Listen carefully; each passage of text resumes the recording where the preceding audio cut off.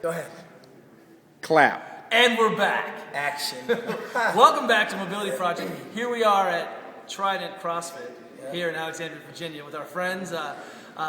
And we have a special guest today. We're doing a surgery tomorrow. Zach Even-Esch, Underground Strength. Yeah. Is that what it is? That's it. Right? If you haven't seen him or seen his clear and very politically correct writings about being lazy or slow or out of shape on his website, you absolutely should check that out. Seriously. No frills approach. Anyway, it's great. The strength of this whole project and the whole kind of communities that we get, all of these really good coaches, and not that I'm a really good coach, but I get to hang out with really good coaches. We get to talk about how tight our shirts are all the time. So here's the deal. Today we're going to give you just 4 pieces, 2 for the upper body, 2 for the lower body. I've got Zach tied up here. He's got his jump stretch band. He's tripled it up. We're going to go for the beat down today. He's going to go ahead and turn his hands all the way out as far as he can. And it's easier if you start this direction because you can really get some traction. And then you can wind that up. Go for it. Wind it up, baby. It's already hurts. There it is. Already hurts. We should call this the tourniquet. Exactly. And what we want to try to do is see if we can get his shoulders back a little bit. There's that good position. And he can count. He can hang out here. If I'm a super friend, I could just duck in underneath and help him encourage to get those shoulders up. Morning! And watch this. Hold. Don't let me move you. Just hold right there. Just meet my resistance. And release. You okay? Yeah, I'm good. And he's not going to tap out on the camera. You're like sweating, passing out. Does my bicep make his neck look small? That's really the dream. Right here on the site. Okay, so that's homework number 1. Let's try to cultivate 3 or 4 minutes there, okay? Really kind of explore. Come out of it. Out of it. Yeah, no, it doesn't matter. Just get out of it.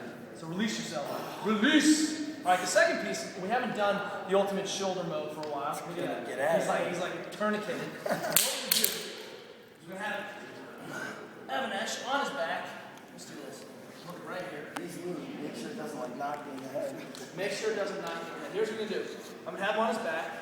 We're going to distract the shoulders. So turn sideways so this thing can pull your shoulder out of the side. Bad shoulder. It doesn't matter. They're both good shoulders. That kind of negativity will get you nowhere. So here it is. He's going to start by getting this shoulder a little distraction. He's going to take this arm, block the elbow, arm is straight here, so straighten this arm out, right? And what's going to happen is we're going to try to use the band to distract the shoulder laterally. And you can see that Zach, in his normal kind of resting position, ends up with his shoulder pretty far in the front of the capsule. Even if he tucks his shoulder blade back and down, he still leaves a huge gap between the head of his shoulder and the back of the capsule, which means that when he floor presses or when he's doing anything, he's living off this kind of material instead of being supported in the back of the joint where he should be. So a passive exercise piece for him is to get a big old heavy weights. Of course, this isn't heavy for Underground Strength superstar. And what's going to happen, and you might flip this hand the other side, right? That's a little bit more Jersey anyway, don't you think? That's what's up. Jersey Shore. That's right, Jersey Shore. Situation. We may have to call this stretch the situation from now on. So what's going to happen here is that we're driving the shoulder into the back of the socket. I need to give this time enough where he can actually collapse and get the head of the shoulder back. When we're looking to improve range of motion, especially overhead, one of the things we can do is mobilize to the back of the socket. That basically drops the head of the humerus in the back of the socket so as it comes up, it doesn't roll up into the top of the joint and impinge. But because I'm interested in 2 for 1, he can also externally rotate and work on an active external rotation. So he can come back and externally rotate and hang out, come back, and try to get 20 of those for me, would you? 2. Maybe get 3. Dude, go ahead and hold the hand if you need. Hold your arm, good. Distraction, and then I'm going to give him a little bit more distraction, right? Because I really am trying to pull that thing out of the socket as it drops to the back. Don't make the pain face, bro. It's just burning, isn't it? This is rough. It's not hurting, it's burning. No, dude, it hurts. Where's it hurt? I don't want to lie. So Hurt, pain, burn. And what ends up happening is that this is uncomfortable. A lot of his musculature is keeping him here in position, and we want to just get a passive drag. We've already cut the distance. If you can't take it anymore, can't take it. Tap out, right? Right, and then the reset. We probably want to get 2 or 3 minutes. Reset is that this shoulder distance is now half, and so he's closed half the distance here. And go ahead and stand back up real quick, and do this for me. Go ahead and get into a bench press setup position. Just stand up. Yep, externally rotate and pull your shoulders back, right? And go put your hands straight out in front of you. Fingers out so we can see. Which shoulder did you do? Left. Did the left shoulder. what we're looking for is there a difference between that left shoulder and right shoulder? Is there a better position? Can he set this one back? And this is actually set further back. Because we're good friends, we wouldn't let him get away with this crappy bench press position. Now pull your shoulder back.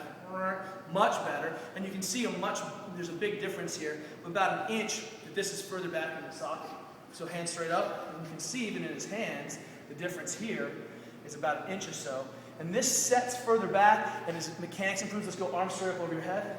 And you can see that there's a better quality position with that. You see the difference?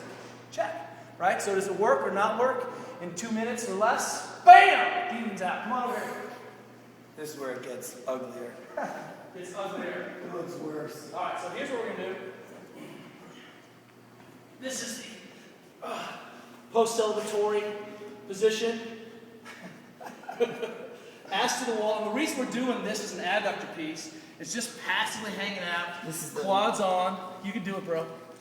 And the back is protected. Anytime I see anytime I see athletes working on this position, they break a ton, right? And they have to end up spending a bunch of time in order to get the leverage. In this case, we're able to get the kind of medial hamstrings and spend a little time there. If it hurts a little bit in your knee, drive your quads on and drive your feet into the wall and just hang out. And the goal is just to spend 3 or 4 minutes in this position, all right? Working on that kind of medial groinage. Cool? So, East Coast legs, no tan. No tan. No game. East Coast legs. Come on, last piece. Reverse ballerina. Or the Spieler torture stretch. And what's going to happen is that a lot of times I can't do both legs at once. Your brain is wired a little bit funny.